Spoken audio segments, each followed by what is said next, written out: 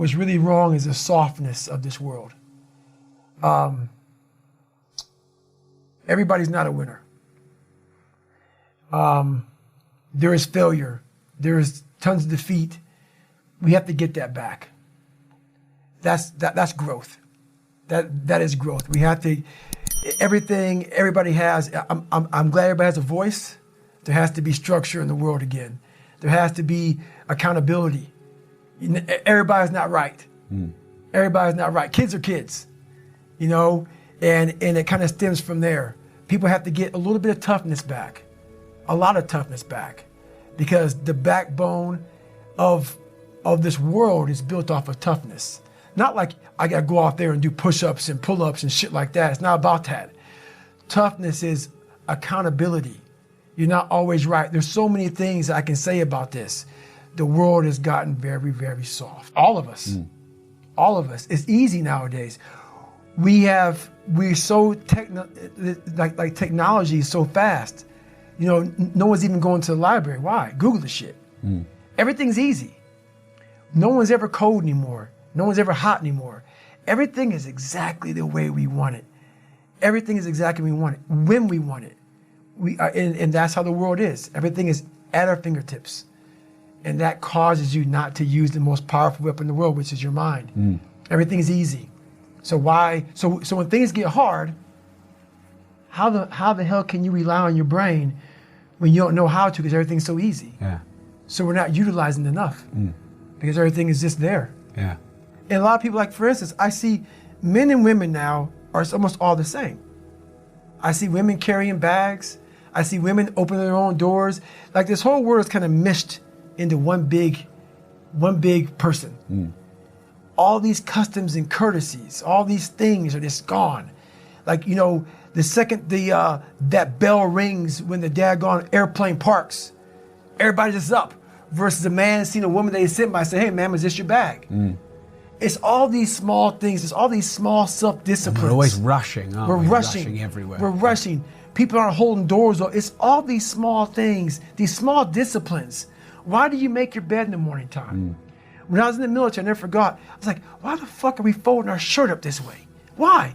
Why am I making these hospital corners 45 degrees and then folding my bed back 6 inches, the size of $1? Why am I doing this? All these small things that we do in life are building your mind up for discipline. And all those disciplines are gone. So that's the one thing that we're definitely missing is self-discipline. No one's gonna save you. No one's gonna come out of the woods and say, hey, I got your back, man. I wanna take you from all this shit. Some people get that, but very few of us do. So the only person coming to save you is yourself. And that's what the book's about, man. Don't look around the corner hoping, I wanna sit on this couch and hope for a fucking miracle. It might come to that 1%, but it ain't coming to most of us. So you better start getting to work. Everything about me is very unique. And that's what I want people to realize. We're all unique in our own right. You can't be muffled. You can't be muffled by these different voices in your head or these different people who doubt you, whatever. So it took me a long time to find my voice. For the majority of my life, people disrupted my life, but I allowed them to.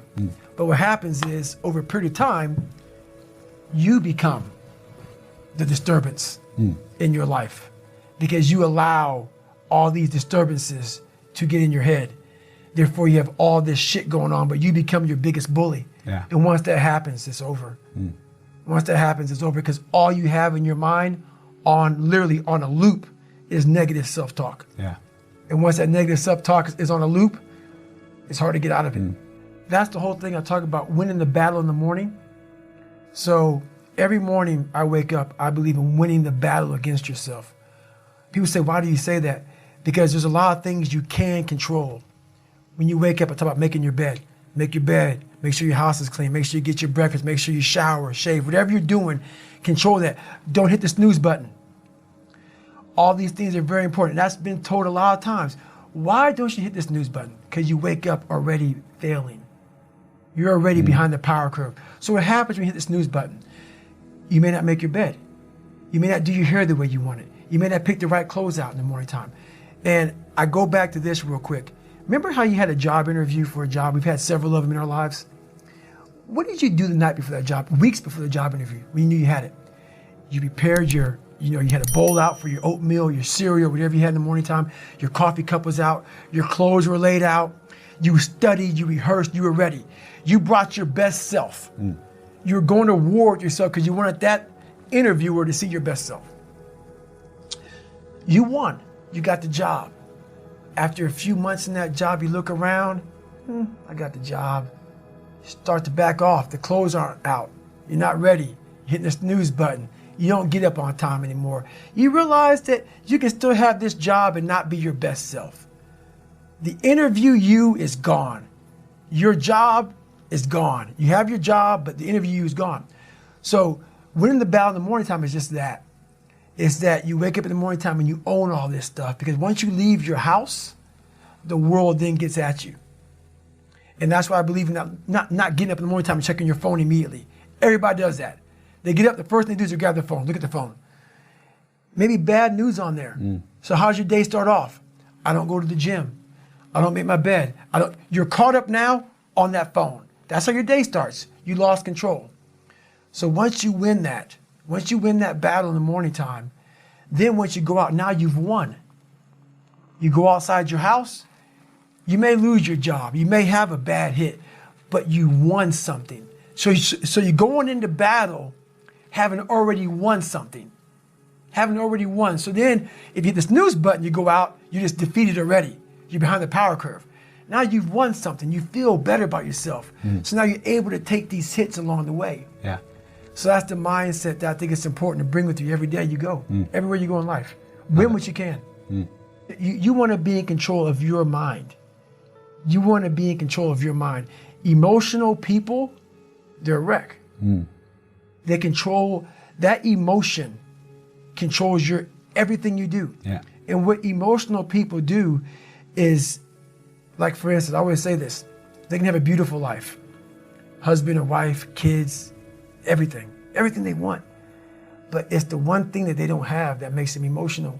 So that emotion makes them focus on what they don't have.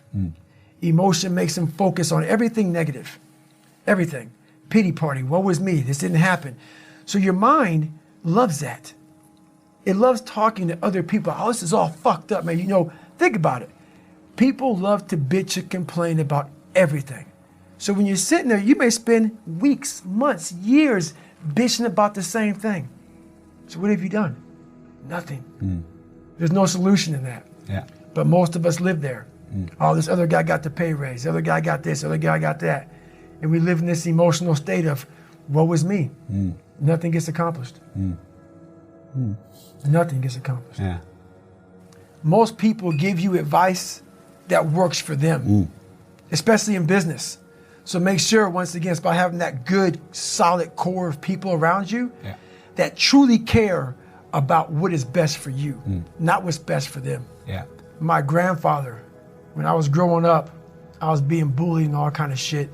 My grandfather looked at me and he said, you know what, man, you're not going to amount to shit because of how you hang your head. That's all he said. And as true and as real as it was, it hurt. And a lot of us, what we do is we hide from the truth. We don't want to tell people the truth. We see people every day, loved ones, friends, family members. We see them walking around. Everybody sees them. And they're not amounting to shit. They're fucking gaining weight. They're not going to school. But we live in a kinder, gentler world. So we don't say shit to them. We just watch them fail because why? We don't know what to say or how to say it. Or we may lose them as friends, or they may not love us anymore. You're watching someone fail. The best thing you may ever do for someone is say, hey, guess what, brother? You're a piece of shit right now. You may not say it just that way, but that's what you may want to say to somebody. Look, man, I love you to death, brother, but your life sucks. You are so much better than this, man. You are so much better. I'm watching you fail and I can't do it. So the best advice I ever got was a negative comment from my grandfather saying, hey, you ain't gonna amount to shit. Yeah. And he didn't mean it in like a mean way. He meant it as honestly. You're allowing this world to kick your fucking ass. And it's going to if you keep on letting it do it. And it stuck with me. It stuck with me for a long time. It sticks with me today.